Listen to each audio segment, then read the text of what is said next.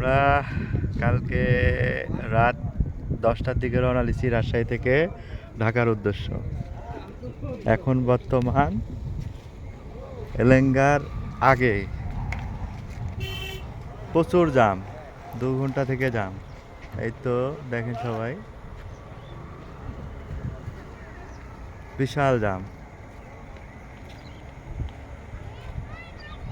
কখন এই জাম ছুটবে বলা মুশকিল। অনেকক্ষণ থেকে অপেক্ষা করছি।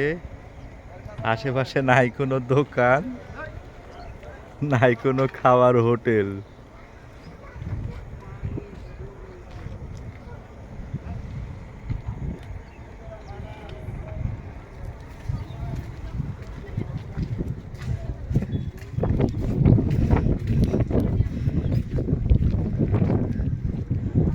এই তো প্রচুর জাম।